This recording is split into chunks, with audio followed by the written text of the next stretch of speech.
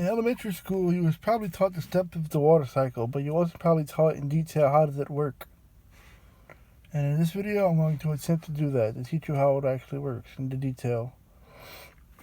So if you recall that the first step of the water cycle, which you learned in elementary school, is evaporation. How does that work? How does the water rise? How does the water turn into vapor and then rise? So let's get started into that. Let's say here's the sun, here's a body of water, and the sun has light rays that shine onto the water.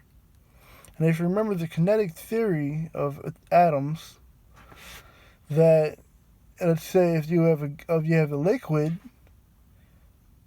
all the atoms are vibrating inside of it, and if the vibrating becomes greater, if they vibrate greater and they have a greater kinetic energy, that they'll become more separated and it'll become a gas. The atoms become more separated and they'll become a gas. Well, that's exactly what happens here.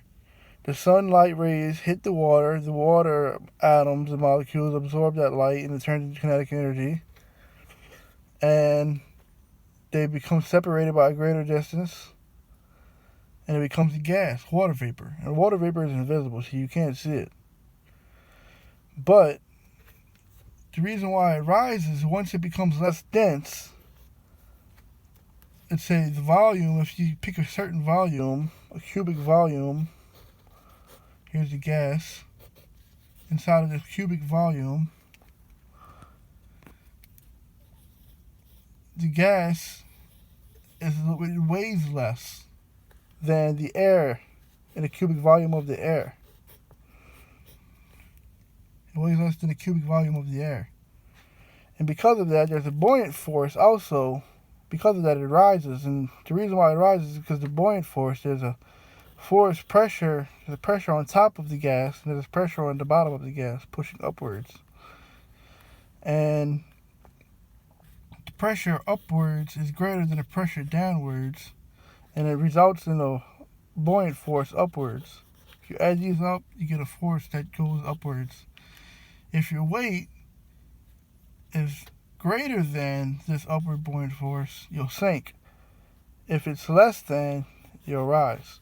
And the gas weighs less than this upward buoyant force, and it rises. Essentially, to be more technical, if your weight, you can show this through math, but if the weight of the gas is less than the weight of the water per volume, if the weight of the water vapor is less than the weight of the air per volume, then it'll rise. You can show that through math.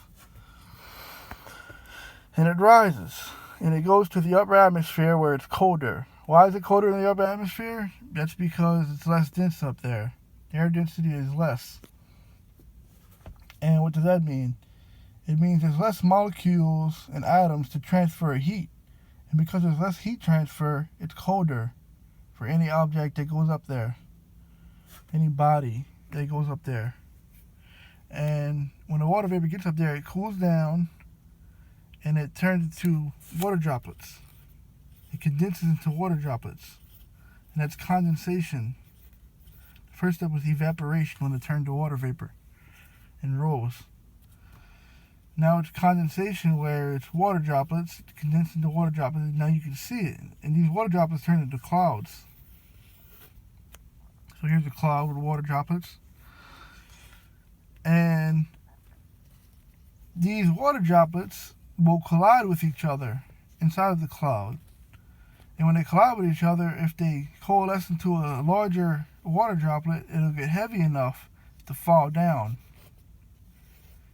Heavy enough to fall down. And that'll be precipitation. And that is pretty much the water cycle. All that just repeats. Precipitation could be rain, or sleet, hail, snow. And those are the steps of the water cycle. It is all repeat. Light will hit the water will rise. water would turn into water droplets, it'll condense to water droplets, and then those water droplets will fall down as rain or something like that. And it'll repeat. And that's it. That's the water cycle.